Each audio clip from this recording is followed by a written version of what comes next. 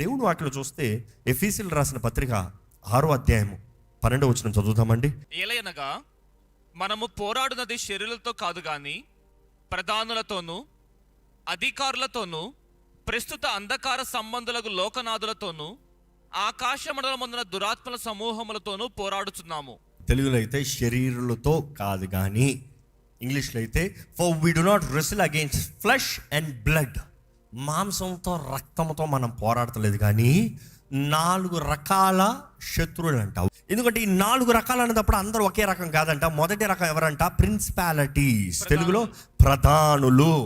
ఈ ప్రధానులు ఎవరు? ఈ వాయుమండల అధిపతులు. వీరు ఎక్కడ ఉంటారు? రెండో ఆకాశం వారిది. వారి పని ఏంటి? వారు పడిపోయిన దురాత్మలు అంటే దేవుని దూతలు పడినప్పుడు దురాత్మలుగా మారిన వారు. The second layer is all about them. ఉదాహరణ చూస్తే దానియేలు గ్రంథంలో చూస్తాం. దానియేలు దేవుని దగ్గర నుంచి జవాబు కొరకు ప్రార్థన చేస్తాడు. జవాబు కొరకు ప్రార్థన చేసిన మొదటి రోజే దేవుని దగ్గర నుండి వార్త పంపబడిందంట. దేవుని దగ్గర నుండి డిస్పాచ్ అయింది, కొరియర్. ఇంకో మనకు అర్థమయ్యే భాషలో చెప్పాలంటే దేవుని దగ్గర నుంచి దేవుని దూత వార్త తీసుకుని బయలుదేరింది. కానీ మనం చూస్తాం ద ప్రిన్స్ ఆఫ్ పర్షియా. ఏంటి? పర్షియా దేశపు అధిపతి. ఎవరు పర్షియా దేశపు అధిపతి? అక్కడ ఉన్న అధిపతి లోకల్ మనిషి కాదు, ఆ ప్రాంతము పైన ఉన్న ఈ వాయుమండల అధిపతులు. ఈ వాయుమండల అధిపతులు ఏం చేశారంట? దేవుని వార్తను తీసుకొస్తున్న దూతను ఆపారంట. నో, నువ్వు వెళ్తానికి లేదు, మా జోన్లోకి వెళ్తానికి లేదు, మా ప్రాంతంలోకి వెళ్తానికి లేదు, మా ప్రజల మంద నువ్వు వెళ్తానికి లేదు, యూ స్టాప్ హియర్. కానీ మనం చూస్తాము దానియేలు ఉపవాసం ఉండి ప్రార్థన చేశాడు. కాబట్టి ఎన్ని రోజులు ఉపవాసం ఉన్నాడు? 21 రోజులు, 21 డేస్. 21 డేస్ ఫాస్టింగ్ చేస్తున్నాడు. 21 డేస్ తర్వాత వార్త వచ్చిందంటాం కాదు కానీ తను వార్త వచ్చేంత వరకు ఉపవాసం ఉన్నాడు. వార్త వచ్చేంత వరకు ఉపవాసం ఉండడానికి అవసరం ఏంటి? తను ఉపవాసం ఉండి ప్రార్థన చేస్తుంటే దేవుడు ఏం పంపించాడు? ద ఆర్కేంజల్ మికాయేలు, ఆర్కేంజల్ దూతను పంపించాడంట. ఇంకోటి దూతని. ఏం దూత? ఇందాక వర్తమానపు దూత. ఈ దూత ఎవరు? యుద్ధము, ద చీఫ్, పరలోక రాజ్యపు ఆర్మీ చీఫ్ అండి. ఈ వాయుమండలు దాడి చేస్తూ ఉంటే ఆయన ఒక్కడు దిగాడంట. పద, ఎవడు ఆపుతాడు? నేను చూస్తాను. మనం చూస్తాం దేర్ వాజ్ వార్. మనం చూస్తాం అక్కడ నుండి వార్తని తీసుకుని దానియేలు దగ్గర తీసుకొస్తాను. మళ్ళీ వెళ్ళేటప్పుడు మరలా వాటిని దాటుకుని వెళ్ళాలి మేము. అంటే వాయుమండలు ఉన్నాయంట. ప్రతి ప్రాంతానికి వాయుమండలు ఉంటాయి. దేవుడు మనకి ఈ మొదటి ఆకాశం అంటే ఈ కనబడే ఈ భూమి మీద అధికారం ఇచ్చాడు. రెండో ఆకాశం మీద మనుషుడికి అధికారం లేదు. ఉందా? లేదు. ఈరోజు చాలామంది అజ్ఞానంతో దాడి చేయబడుతున్నారు దేవుని ప్రజలే. You know that? వాక్య నియమాలు తెలియకుండా పోరాడితే దేవుని వాక్యం చెప్తలేదు, పోరాడేవాడు నియమం తగినట్టుగా పోరాడాలి. అజ్ఞానంతో పోరాడితే దేవుడు బాధ్యత కాదు. దేవుడు బాధ్యత కాదు. ఈరోజు నీకు ఎక్కడ అధికారం అవ్వబడిందో అక్కడ పోరాడాలి. నేను వాయుమండలను గద్దిస్తున్నాను అన్న మాట నీకు అధికారం లేదు. నీకెక్కడ అధికారం? ఈ భూమి పైన. ఈ భూమి పైన నీకు అధికారం అవ్వబడింది. జ్ఞాపకం చేసుకోవాలి. నీవు ప్రార్థన చేయాలి అంటే నువ్వు వాటిని జయించలేవా? జయిస్తావు, నిశ్చయంగా జయిస్తావు. కానీ ఎలాగ జయిస్తావు? నీవు ఉపవాసం ఉండి ప్రార్థన చేస్తూ ఉంటే దేవుడు దూతలను పంపించి పోరాడతాడంట. అర్థమవుతుందండి? నీవు నేరుగా పోరాడవు, but God is sending his angels because you are fasting and praying. నువ్వు తగ్గించుకుని ప్రార్థన చేస్తున్నావు కాబట్టి దేవుడు నీ పక్షాన కార్యం జరిగిస్తాడు. దేవునికి అధికారం లేదా? దేవునికి సమస్తం పైన అధికారం ఉంది. నమ్మేవారంటే హల్లెలూయా చెప్తామా? సర్వ సృష్టి పైన అధికారి అండి, సమస్తం పైన అధికారి. ఈ ప్రిన్సిపాలిటీస్ అన్నప్పుడు ఎలా ఉంటుందంటే ఒక్కొక్క ప్రాంతానికి ఒక్కొక్క రకమైన ఈ వాయుమండలు ఉంటాయి. అందుకని చూస్తే ఒక్కొక్క ప్రాంతంలో ఒక్కొక్క రకమైన ప్రజలు ఉంటారు. ఒక్కొక్క ప్రాంతంలో ఒక్కొక్క రకమైన అంధకారం కనబడుతుంది, పాపం కనబడుతుంది, క్రియ కనబడుతుంది. ఒక ప్రాంతంలో ఎక్కువ గర్వం కనబడుతుంది, ఒక ప్రాంతంలో ఎక్కువ వ్యభిచారం కనబడుతుంది, ఒక ప్రాంతంలో ఎక్కువ డ్రగ్స్ కనబడతాయి, ఒక ప్రాంతంలో ఒక్కొక్క ప్రాంతం ఒక్కొక్కలాగా ఉంటుంది. Why is that? It is the kinds of demons that rule over it. ఈరోజు మనం దేవుని ప్రజలుగా జ్ఞాపకం చేసుకోవాలి. ప్రార్థన ఎంతో అవసరమో, ప్రార్థన ఎంతో ముఖ్యమో. మనం ఎక్కడికి వెళ్ళినా ప్రార్థనతో వెళ్ళాలి. కారణం ఏంటంటే ఈ వాయుమండల ప్రాంతంలోకి మనం వెళ్తున్నాం. కానీ మనకి కంచె లేకుండా, డిఫెన్స్ లేకుండా వెళ్తే ఏమవుతుంది? దాడి చేయబడతాం. అందుకనే దేవుడు అంటున్నాడు సర్వాంగ కవచాన్ని ధరించుకుని పోరాడు. నీ బాధ్యత. మొదటి రకం చూస్తే వాయుమండల అధిపతులు, they are the territories, they rule over the territories. రెండోది చూస్తే ఎవరంట? అధికారులు, powers. These powers are very dangerous. ఈ పవర్స్ని చూసినప్పుడు దే ఆర్ ది ఇన్ఫ్లుయెన్స్ అని చెప్పొచ్చు ఈ లోకంలో. ఈ అధికారులు, ఈ అధికారం అనేటప్పుడు ఈ బైబిల్లో నుండి చెప్పాలంటే కొన్ని మాటలు చెప్పాలంటే దేవుని వాక్యలో యెజబెల్ ఆత్మ అని ఉంటుంది. యెజబెల్ అనే స్త్రీ, ఆ స్త్రీని ఏలిన, ఆ స్త్రీ ద్వారంగా కనపరచబడిన కొన్ని ఆత్మలు ఏంటి? Manipulation, intimidation, fear. ఎక్కడన్నా కలుగుతుందా మీకు? ఈ దయ్యం మిమ్మల్ని పోరాడుతుంది, ఈ అధికారులు మిమ్మల్ని పోరాడుతున్నారు అంటే మీకు ఏమనిపిస్తుందంట? భయం అనిపిస్తుందంట. మిమ్మల్ని ఎవరో తడుముతున్నట్టు అనిపిస్తుందంట. ఆ పలానా స్థలానికి వెళ్ళాలంటే భయం కలుగుతారంట. పలానా వ్యక్తి గురించి అనుకుంటే భయం కలుగుతారంట. ఎవరన్నా మీకు ఫోన్ చేస్తే భయం వస్తుందా మీకు? ఎవరైనా ఒక ఫోన్ నెంబర్ మీ ఫోన్లో రింగ్ అవుతా అంటే అబ్బా ఈ వ్యక్తి ఫోన్ చేస్తున్నాడు, ఏం చెప్పాలా అని భయం కలుగుతుందా? లేకపోతే పలానా వ్యక్తి మిమ్మల్ని ఏదైనా అడుగుతాడు, ఏంటి ఇట్లా భయపెట్టిస్తున్నాడు, ఇట్లా బెదిరిస్తున్నాడు, ఈ వ్యక్తికి ఏం చెప్పాలా, ఈ వ్యక్తితో ఎలా మాట్లాడాలా, ఆ వ్యక్తి ఏదైనా ఎట్లన్నా మ్యానిపులేట్ చేస్తాడు. ఎందుకంటే ఆ రకాలు చూస్తే ఈ అధికారులు అంట, దే ఆర్ ద పవర్స్. ఇలాంటి ఆత్మలు ఎన్నో పనిచేస్తాయండి. ఈరోజు మనం అనుకుంటున్నాం ఏదో మనుషుడు చేస్తున్నాడు. మనుషుడు కాదు, నిన్ను దాడి చేస్తానికి దురాత్మలు ఈ రీతిగా దాడి చేస్తున్నాడు. అపవాది కూడా ఈ స్టడీయింగ్, ఇందాక చెప్పాం కదా, హీస్ ప్లాటింగ్ ఎ ప్లాన్. నీ బలహీనతలు ఏంటి, నువ్వు ఎట్లా ఎవరితో భయపడతావు, ఏ రీతికి నువ్వు భయపడతావు, ఏ రీతికి నువ్వు బానిస మారుతావు, ఏ రీతికి నువ్వు లోపడతావు, ఏ రీతికి నువ్వు పారిపోతావు. కొంతమందికి చూడండి కొన్ని స్థలాలు వెళ్తే భయం అండి. కొంతమందికి వారి ఉద్యోగ స్థలము, వారి ఇంట్లో ఉంటే ఆ స్ట్రెస్. కొంతమంది నాతో చెప్పిన పరిస్థితులు కలదు. ఎలాగ చెప్తారంటే ఈ ప్రాంతంలోనే నా పని, ఆ ఇల్లు, అక్కడ ఉన్నంత వరకు భయం భయం భయం డిస్కరేజ్ అయిపోయాను. సడన్గా మా ఫ్రెండ్ది ఎవరికో పెళ్ళి కానీ కొంచెం ఊరు దాటిపోయాను, ఎంత నెమ్మది అనిపించిందో. జ్ఞాపకం చేసుకోండి, that territory is there influence. If you need to fight, మీరు పోరాడాలంటే మీరు సర్వాంగ కవచాన్ని ధరించుకుని మీరు పోరాడాలి. దేవుడు నాకు తెలియజేస్తుంది ఈ అధికారులు అన్నదప్పుడు వీటికి అధికారం ఉందంట. మీకు తెలుసా సాతాను కూడా ఈ భూమి పైన శక్తి ఉందని తెలుసా? చాలామంది కూడా సాతాను పిరికోడు, ఏమి ఉండదు, ఆడు ఉత్తోడు. No no no no no. మోషే కర్రని పాముగా చేస్తే పక్కన ఏం చేశారు? వాళ్ళు 2 చేశారు. అవునా కదా? వీరు చేయగలిగినన్ని వాళ్ళు చేయగలుగుతున్నారు. అపవాదికి ఈ భూమి పైన శక్తి ఉంది లేదనుకోవద్దు. వాడికి అన్నీ తెలుసు, వాడికి అన్ని శక్తులు ఉన్నాయి. యేసు ప్రభువే గెరాసీని దగ్గర దోణిలో పోతా ఉంటే తుఫాను లేపాడు ఆపుతానికి. అవునా కాదా? తుఫాను లేపాడు. కానీ మనం జ్ఞాపకం చేసుకోవాలి, యేసుని కలిగిన మనము, సర్వశక్తుని కలిగిన మనము. అంటే ఉదాహరణకి మోషే ఒక పాము వేస్తే వాళ్ళు 2 పాములు వేశారు, 2 పాములు ఒక పాము తినేసిందంట. అదే రీతిగా యేసు ప్రభు నిద్రపోతా ఉంటే తుఫాను లేచింది. కానీ గమనిస్తాం, యేసు ప్రభుని శిష్యులు మేము చచ్చిపోతున్నాము, నీకు బాధ లేదంట, లేచి ఊరుకంటారు అల్ప విశ్వాసులారా, పీస్ అన్నాడు. ఇంకో మాట చెప్పడం ఓరక ఉండని చెప్పాడు. అంతా సెటిల్ అయిపోయిందంట. అంటే ఆయనకున్న శక్తి ఎలాంటిదంట? అపవాది నీ వైపు ఎంత లేసినా ఊరుకో అంటే అంత కామ్ అయిపోయిందంట. దేవుడు అంటున్నాడు అలాంటి అధికారం మీకు ఇస్తున్నా. మీకు విశ్వాసం అంటే శూర కార్యాలు చేస్తారు. ఈరోజు దేవుడు వాక్యం వెంటనే మనం జ్ఞాపకం చేసుకోవాలండి. 3వ రకమైన శత్రు ప్రస్తుత అంధకార సంబంధులకు లోకనాథులు. They are the darkness, dark side, darkness. వారందరూ ఏంటంటే చీకటి బ్రతుకు, చీకటి జీవితం చీకటిగా మారుస్తాం.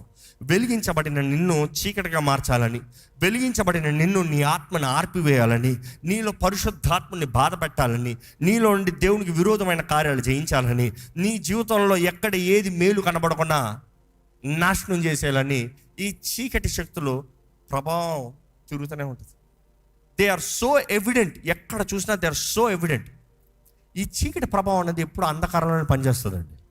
ఈ చీకటి ప్రభావం పని ఏంటంటే నీలో ఉన్న వెలుగునంతా తీసివేసి, నీలో ఉన్న సారానంతా తీసివేసి నీ బ్రతుకుని గురి లేని బ్రతుకుగా. ఈరోజు మిమ్మల్ని అడుగుతున్నా, మీలో జీల్ ఉందా, దృష్టి ఉందా, ఆశ ఉందా? ఎందుకు బ్రతుకుతున్నానని తెలియకున్నా, బ్రతుకుతానికి గమ్యం లేకున్నా, బ్రతుకుతానికి దృష్టి లేకున్నా, జీవితంలో ఎందుకు పని చేస్తున్నా, ఎందుకు సాధిస్తున్నా, ఎందుకు ఇవన్నీ ఒక గ్రహింపు లేకుండా ఉన్నారంటే ఈ అంధకార సంబంధాలు మిమ్మల్ని వెళ్తున్నారనమాట. జాగ్రత్త. వారి పని ఏంటంటే మీ జీవితంలో వెలుగు లేకుండా చేయాలని. ఎప్పుడైతే మన జీవితంలో వెలుగు ఉంటుందో మనకి గ్రహింపు ఉంటుంది. మన జీవితంలో ఎప్పుడైతే వెలుగు ఉంటుందో మనకి స్పష్టత ఉంటుంది. వెలుగు ఉన్న ప్రతిసారి నేను ఎక్కడున్నానో అని తెలుసుకుంటాం. ఈరోజు చాలామంది బ్రతుకులు ఎక్కడున్నారో తెలియట్లే. ఏం జరుగుతుందో తెలియట్లే, వారి జీవిత గమ్యం ఏంటో అర్థం కావట్లేదు, కుటుంబ పరిస్థితులు ఏంటో అర్థం కావట్లేదు, భవిష్యత్తు గురించి జ్ఞానం లేని వారు ఉన్నారు. అంధకార సంబంధాలు దాడి చేస్తున్నారు, జాగ్రత్త. ఈ 4వ రకం చూస్తే దురాత్మ సమూహములు.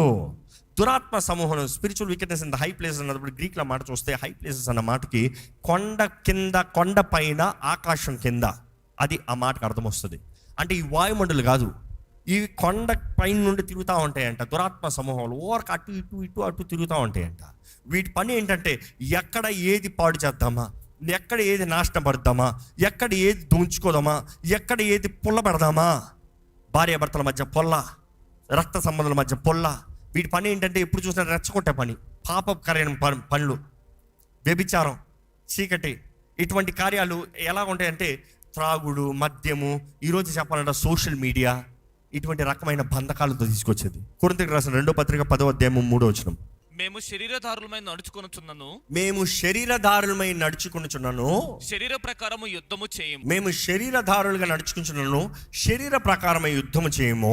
అంటే మేము శరీరంలో బ్రతుకున్నా కూడా we will not pay back like flesh. వారు ఇలాగ అన్నారు కాబట్టి మేము ఇలాగనో, వారు ఇలా చేశారు కాబట్టి మేము ఇలా చేయము, వారు మాకు ఇలా ద్రోహం చేశారు కాబట్టి నేను మరలా ఇలా ద్రోహం చేయను. ఎలాగుందండి మీ బ్రతుకు? కంటికి కన్ను, పంటికి పన్ను అన్నట్టు ఉంటా మీ బ్రతుకు. లేకపోతే అసలు కొట్టింది నువ్వు కదరా బాబు, నీ వెనకాల ఉన్నవాడు, నువ్వు వాడిని తెలుసుకుంటాను నేను అంటున్నారా? ఈరోజు పంపినోడిని కొడుతున్నారా, లేకపోతే వచ్చినోడిని కొట్టుకుంటున్నారా? జాగ్రత్త. వచ్చినోడు చాలాసార్లు పిల్లిలు అంటోళ్ళు, వాళ్ళు పెద్ద తేల్చాల్సిన అవసరం లే, పంపిన వెనకాల ఉండి చూడండి. కానీ 4వ వచనం చదివితే మా యుద్ధోపకరణములు శరీర సంబంధమైనవి కావు, శరీర సంబంధమైనవి కాదు కానీ దేవుని ఎదుట దుర్గములను పడద్రోయ జాలిదంతా, దేవుని ఎదుట దుర్గములని పడద్వేయగలిగిన బలము కలిగి ఉందంట.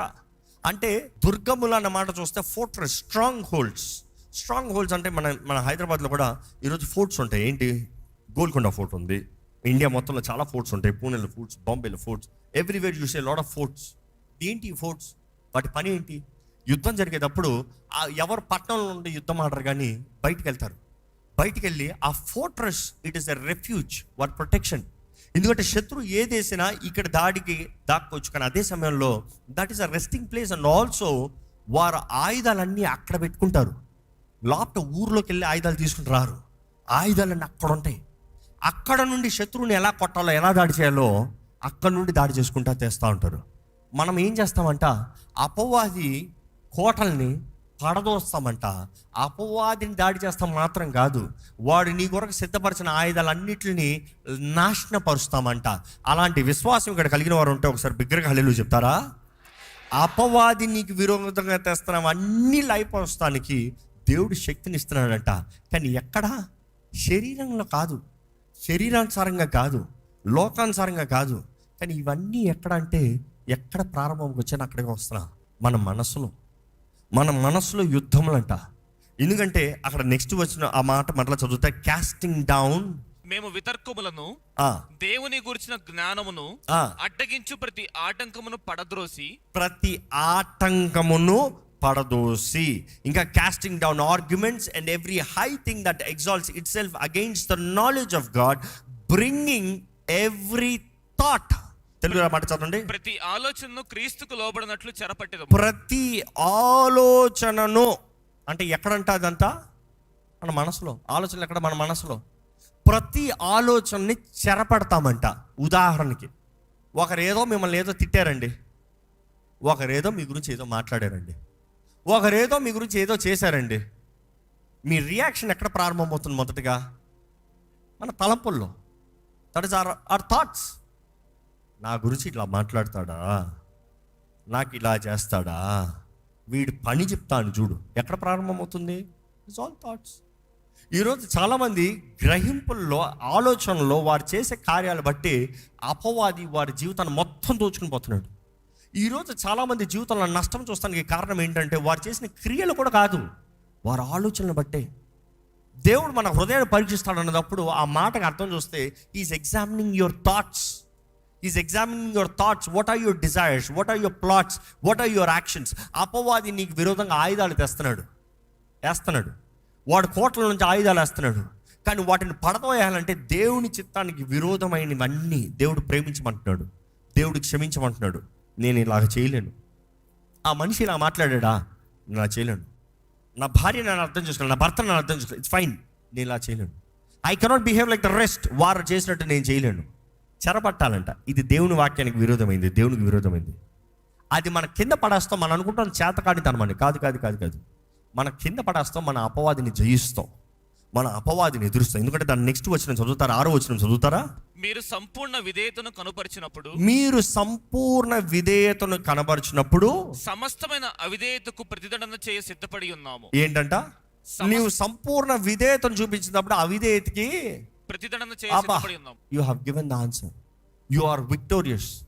ఈ భూమిలో అనుకుంటామండి, ఒక గొప్ప వ్యక్తి అంటే 10 మందిని చంపుతాం, ఒక గొప్ప వ్యక్తి అంటే 10 మందిని తిడతాం, ఒక వాదనలు వాదించి గెలుస్తాం. కాదండి, ప్రేమే గొప్పది, ప్రేమే గొప్పది. ప్రేమ నిత్యము, ప్రేమే సత్యము, ప్రేమ అన్నిట్లో మేలైంది. ప్రేమ నిలిచి ఉంటుంది. అన్ని పోతాయేమో కానీ ప్రేమ పోదు. ఈరోజు మీ జీవితంలో మీరు ఒంటరి బ్రతుకుతున్నారంటే ప్రేమ లేదనమాట. Find the love of Christ. అగాపే ప్రేమ రావాలి. అగాపే ప్రేమ ద్వారానే బ్రతకాలి. అగాపే ప్రేమ ఉన్నవారికి అన్ని పక్కన ఉంటాయి. దేవుడు సమకూరుస్తాడు. దేవుడు అన్యాయం చేయడు. దేవుడు కరెక్ట్ వారిని పెడతాడు. కానీ ప్రేమతో ఆ వ్యక్తులను పెట్టుకోవాలి, ప్రేమతో ఆ కుటుంబాన్ని కట్టుకోవాలి. ఈ మాటలను తలుస్తూ, ఎందుకు ప్రభా అపవాది మాత్రం ఇలా కొడుతున్నాడు, నీ ప్రజలు మేము ఇంత అధికారం కలిగిన వాళ్ళు ఇంత పిరిగొల్లా కనబడుతున్నారు ఎందుకయ్యా అంటే, నాకు 3 విషయాలు అర్థమైంది. ఒకటి, అపవాదికి ఉన్న కమిట్మెంట్ అండి. మీ కమిట్మెంట్ ఉందా? నో, కమిట్మెంట్లు లేవు. అపవాదికి చాలా పెద్ద కమిట్మెంట్ అంట. ఏంటి తెలుసా? ఎలాగన్నా దేవునికి అవమానం తేవాలి, ఆయన బిడ్డలందరినీ అవమానం తెచ్చేలా చేయాలి, ఆ బిడ్డలే ఆయనకి విరోధంగా లగాలి, నాతో పాటు ఆయన ప్రేమించిన బిడ్డలందరూ కూడా నాతో పాటు నరకానికి వచ్చేయాలి. ఎందుకంటే వాడు అంతం ఏంటో వాడికి తెలుసు, ఎవరు మార్చలేరు. దేవుడు ముందే వాడు అంతాన్ని రాసి పెట్టేశాడు. అవునా కదా? ప్రకటన గ్రంథంలో ఉంది, చదివి చూడండి. 19:22 చదివి చూడండి, 20లో ఉంటుంది. వాడు అంతం, వాడికి ఎలాంటి అంతమో ముందే తెలియజేయబడింది. మనకు అంతం ఎలాగ ఇంకా చెప్పలేదు. దేవుడు అవకాశం ఇస్తున్నాడు. తేల్చుకో, జీవమా మరణమా కోరుకో, నీకు ఏది కావాలో కోరుకో, నువ్వు తేల్చిన దాన్ని బట్టి నీకు తీర్పు ఉంటుంది, తీర్పు తర్వాత నీ అంతం ఉంటుంది. కానీ అపవాదికి అంటే తీర్పు లేదు, ఇంకా already decided, judgement is already past, judgement అయిపోయింది వాడిది. కానీ వాడికి ఆశ ఏంటి? వాడితో పాటు దేవుడు ప్రేమించిన నీవు వాడితో పాటు నరకంలోకి వెళ్ళాలని ఆశపడుతున్నాడు. ఇప్పుడు చూడండి, అపవాదికి ఉన్న కమిట్మెంట్ మనకు ఉండుంటే ఈరోజు దేవుని నామం ఎంతగా మహిమపరచబడుతుంది. Do you have a commitment? మీకు కమిట్మెంట్ ఉందా? ప్రార్థనకి కమిట్మెంట్ ఉందా? దేవుని సన్నిధికి కమిట్మెంట్ ఉందా? వాక్యానికి కమిట్మెంట్ ఉందా? కుటుంబంలో కమిట్మెంట్ ఉందా? భర్త బాధ్యతలు చేయగలుగుతున్నారా? భార్య బాధ్యతలు చేయగలుగుతున్నారా? ఈరోజు కమిట్మెంట్ లేకపోతే వివాహం నిలబడదండి, కమిట్మెంట్ లేకపోతే జీవితం నిలబడదండి. ఎంతోమంది కమిట్మెంట్ లేక ఏది జరిగితే జరిగింది, ఏది వస్తే వచ్చింది, ఏది చేస్తే చేసాములే అన్నట్టుగా ముందుకెళ్తున్నారు. No, have a commitment. రెండోది, అపవాది ఈజ్ వెరీ ఆర్గనైజ్డ్. అపవాది వాడు తంత్రగాడు, వాడు కుట్రగాడు. వాడు నీ జీవితంలో ఆర్గనైజేషన్ లేకుండా చేస్తాడు, కానీ హీఈస్ వెరీ ఆర్గనైజ్డ్. నిన్ను ఎట్లా కొట్టాలో స్ట్రాటజీలు వేసి, డిపార్ట్మెంట్ని స్ప్లిట్ చేసి, ఇదిగో డిప్రెషన్ ఇది నీది, ఇదిగో ఫియర్ ఇది నీది, ఒక్కొక్కరిని ఒక్కొక్క ఆత్మని కేటగిరీ చేసి పంపిస్తున్నాడంట దాడి చేస్తానికి. అందుకని చివరికి నలిపి వేసారపి విసిక్పి ఇంకా చచ్చిపోతాను రా అంటున్నావు. వాడు పండగ చేసుకుంటున్నాడు. నీవు దేవుని బిడ్డవండి. మీ జీవితంలో నాశనం కాదు చూడాల్సింది, జయము. యేసు నామంలో జయం ఉంది, అధికారం ఉంది, ఘనత ఉంది, హెచ్చింపు ఉంది. నిత్య జీవ వారసులమే. నరకంలో పోయి పడాల్సిన వారు కాదు, అగ్ని కొండాల్సిన, నిరంతరం కాలాల్సిన వారు కాదు. ఈరోజు ఈ వాక్యం తెలుసుకోండి. మనమందరం యుద్ధరంగంలో ఉన్నాం. దీని నుండి బయటపడాలంటే ఎలా? దేవుడు ఒకటే అంటున్నాడు, ఈ కాలము సమయం మారుతున్నంత వరకు, ఉన్నంత వరకు, నువ్వు ఈ భూమిపైన ఉన్నంత వరకు నువ్వు పోరాడాల్సిన వారివే. నువ్వు పోరాడాలి. మంచి పోరాటం పోరాడు, తగ్గింపుతో పోరాడు, విశ్వాసంతో పోరాడు, ప్రేమతో పోరాడు. నువ్వు పోరాడేది లోక సంబంధాలు కాదు, రక్త మాంసాలని కాదు, కనబడని శత్రువుని పోరాడుతున్నాం. కనబడని శత్రువుని పోరాడుతున్నాం. ఈ 4 ఎంటిటీస్, ఈ నాలుగు దిక్కుల నుండి పోరాడుతున్నాం. వీరితో పోరాడేటప్పుడు జాగ్రత్త. శత్రువు ఎవరో తెలుసుకోవాడు, తంత్రాలు ఏదో తెలుసుకోవాడు, కుట్ర ఏంటో తెలుసుకో. నీవు నా వాక్యానుసారంగా బ్రతుకు, నా వాక్యాన్ని పట్టుకుని జీవించు. Have discipline, have commitment, have a proper organisation, stand for yourself. దేవుడు నిశ్చయంగా జయమిస్తాడండి. ఈరోజు మనం దేవుని సన్నిధిలో బలపరచబడాలి, దేవుని సన్నిధిలో నడిపించబడాలి. దయచేసి స్థలంలోంచి మీరు యుద్ధంలో ఉన్నారని, మీరు పోరాటంలో ఉన్నారని మీరు గ్రహించుకుంటే, ప్రభా నన్ను మొదటిగా నీ చేతులకు అప్పచెప్పుకుంటున్నాను ప్రభా. దేవుడు వాక్యం చెప్పేది కూడా అదేనండి. ఒక మనిషికి జయం కావాలంటే, నిజంగా ఒక మనిషి జీవితంలో జయం కనబడాలంటే సబ్మిట్ అంటు గాడ్. మొదటిగా దేవుని సమర్పించుకున్నట్టే యాకోబు పత్రిక 4:7 మొదటిగా దేవుని సమర్పించుకో, సబ్మిట్ అంటు గాడ్. దాని తర్వాత అపవాదాన్ని ఎదిరించాలంట, రెసిస్ట్ ద డెవిల్. అప్పుడు వాడు మీ ఎద్ద నుండి పారిపోతాడు. సమర్పించుకోవాల్సింది మీరు, పోరాడాల్సింది మీరు. దేవుడు కూడా ఈరోజు తెలియజేసేది అదే. నీ జీవితంలో నీవు యుద్ధంలో ఉన్నావు, నేను నీకు సర్వాంగ కవచాన్ని ఇస్తున్నా. సర్వాంగ కవచాన్ని నీకు ఇస్తాము, నీవు వాటిని ధరించుకుని నీవు నిలిచి పోరాడాలి. నీవు పోరాడితే నిశ్చయంగా జయమండి. పోరాడకపోతే జయము లేదు, పోరాడితే జయము. ఈరోజు దేవుడిని అడగండి, దేవా నాకు సర్వాంగ కవచాన్ని దయచే ప్రభా. దేవా నువ్వు ఇస్తే సర్వాంగ కవచాన్ని నేను ధరించుకుంటాను ప్రభా. Give me strength lord, give me strength lord, give me victory lord. ఈరోజు దేవుని సన్నిధిలో ఉన్నామా? దేవుని సన్నిధిలో బలపరచబడుతున్నామా? దేవుడు మాట్లాడుతున్నాడని గ్రహించుకుంటున్నామా? వాక్యానుసారంగా జీవిస్తున్నామా? ఈరోజు ఆయన సన్నిధిలోకి వస్తే దేవుడు మనల్ని బలపరిచే దేవుడు అండి. ఆయన సన్నిధి అన్నప్పుడు మనం ప్రార్థన చేయాలి.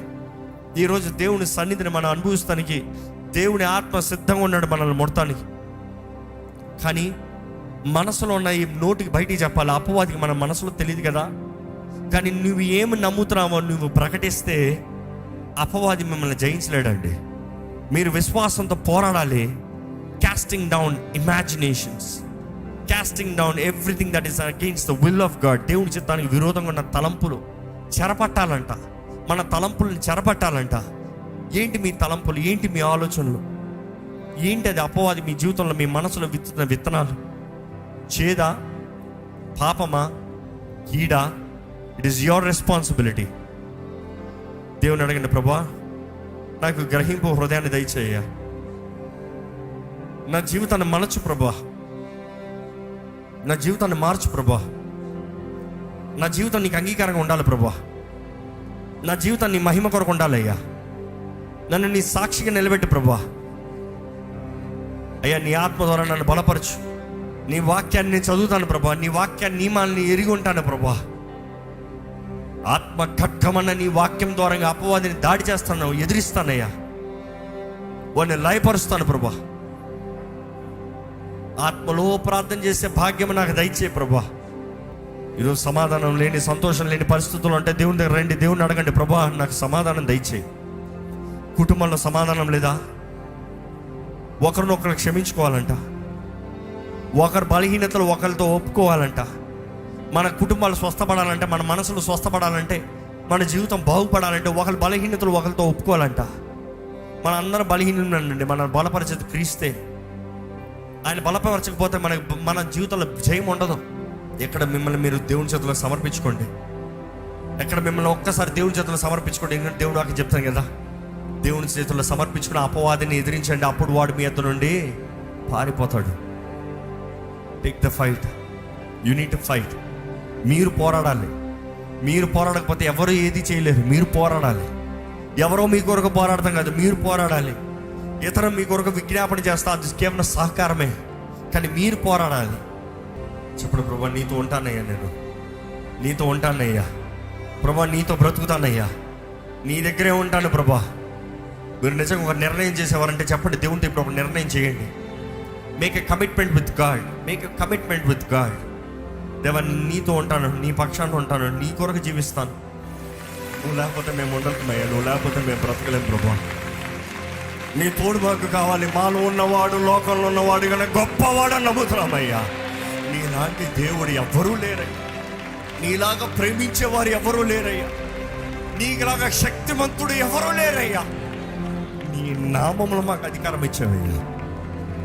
మా జీవితంలో ఎందుకు ఈ కలవరం, ఎందుకు ఈ పోరాటం, ఎందుకు ఈ తపన, ఎందుకు ఈ కష్టము, ఎందుకు ఈ నష్టము, ఎందుకు ఇలా మాట్లాడుతున్నారు, ఎందుకు ఇలా విడిచిపోయారు అంటే తపన పడుతూ ఆందోళనలో బ్రతుకుతున్నారు ఎంతోమంది. కానీ ప్రభా ఈరోజు నువ్వు తెలియజేస్తాను, మేము నీ బిడ్డలమే కాబట్టి శత్రువు పోరాడుతూ ఉన్నాడయ్యా మమ్మల్ని. మేము నీ బిడ్డలు కాబట్టి అపవాది వాడు ఆయుధాలన్నీ తీసుకొచ్చి మాకు విరోధంగా దాడి చేస్తున్నాడు ప్రభా. కానీ ఈరోజు ప్రభా మా మనసులో నీ సమాధానం కావాలని వేడుకుంటున్నామయ్యా. ఇక్కడ ఉన్న ప్రతి మనసులో సమాధానం దయచేయమని అడుగుతున్నాను దేవా. ప్రతి కుటుంబంలో సమాధానం దయచేయమని అడుగుతున్నాను. ప్రతి ప్రతి ఒక్కరిని యేసు రక్తంతో ఇప్పుడే కడగమని వేడుకుంటున్నాను ప్రభా. అయ్యా ఇక్కడ ఉన్న మమ్మల్ని అందరినీ కడిగయ్యా. అడగండి దేవుడిని, అడగండి దేవా నన్ను కడిగయ్యా, నీ రక్తంతో కడిగయ్యా. Wash me with your blood. నీ రక్తంతో నన్ను కడుగు ప్రభా. ఈ క్షణమే నజరేయుడైన యేసు నామములో సమాధానం కలుగును కాక ప్రకటిస్తున్నాను. సమస్త జ్ఞానానికి మించిన సమాధానం దేవా, నీవు మా తోడుండే. ప్రతి కుటుంబం ఫలించాలి, ప్రతి ఒక్కరి జీవితం ఫలించాలి, ఫలించి అభివృద్ధి చెందినట్లుగా. బీ రిలేషనల్ అయ్యా. బీ ఫ్రూట్ఫుల్ అన్న మాటకి ఇస్ ఆల్సో రిలేషనల్ అంటున్నాం అయ్యా. ఫలించాలి, అభివృద్ధి చెందాలి దేవా. మేము నీ మహిమ కొరకు జీవించాలి అయ్యా. అయ్యా నీ బిడ్డల జీవితంలో ఒంటరితనం ఉండనవద్దు, ఒంటరి బ్రతుకు ఉండనవద్దు. నువ్వు నడిపించే వాగ్దాన భూమి, నీవు నడిపించే వాగ్దాన జీవితము, నీవు నడిపించే వాగ్దాన కుటుంబము, నీవు నిలబెట్టే స్థలము నీ మహిమ కొరకు ఉండాలి ప్రభువా. మా అందరిలో మంట మండుతూ ఉండాలయ్యా. నీ కొరకు రోషం కలిగిన వారు ఉండాలయ్యా. మేమంటే నువ్వు ఎంతో ప్రేమ చూపిస్తున్నావు, నువ్వు నీ కొరకు కూడా అదే ప్రేమ మేము చూపించాలి ప్రభువా. మమ్మల్ని ఎంతగానో ప్రేమిస్తున్నావు అయ్యా. నీ ప్రేమ కొరకు కోట్లాది వందనాలయ్యా. ఈరోజు ఈ వాక్యం వింటే ప్రతి ఒక్కరు మేము పోరాడాలని తెలుసుకుని, మేము యుద్ధంలో ఉన్నామని తెలుసుకుని, మేము పోరాటంలో నిలబడాలి. సర్వాంగ కవచాన్ని ధరించుకుని నిలబడితే నిశ్చయంగా మాకు జయం ఉంది ప్రభువా. ఎందుకంటే యుద్ధం యెహోవాదే, నిశ్చయంగా జయము నీదే ప్రభువా. నీ పక్షాన ఉన్న మా అందరికీ జయమే ప్రభువా. దేవా ప్రతి ఒక్కరి జీవితంలో ధన్యత దయచు, ఆశీర్వాదంలో దయచు. కానీ ప్రతి ఆశీర్వాదానికి వెనకాల పోరాటం ఉంటుందని తెలుసుకుంటూ దేవా బాధ్యత కలిగిన వారుగా, నియమము ప్రకారం జీవించి నియమము ప్రకారం పోరాడేవారుగా మమ్మల్ని చెప్పి అడుగుతున్నాను. ఈరోజు విత్తన వాక్యాన్ని ముద్రించి ఫలింపజేయి. ప్రతి జీవితంలో, ప్రతి మనసు, ప్రతి ఒక్కరి ఆత్మలో కావాల్సిన ధైర్యము, నెమ్మది, అభిషేకాన్ని ఇచ్చి నడిపించమని అడుగుకుంటూ నజరేయుడైన యేసు నామములో అడిగి విడుచున్నాం తండ్రి, ఆమేన్. దైవం నీవయ్యా.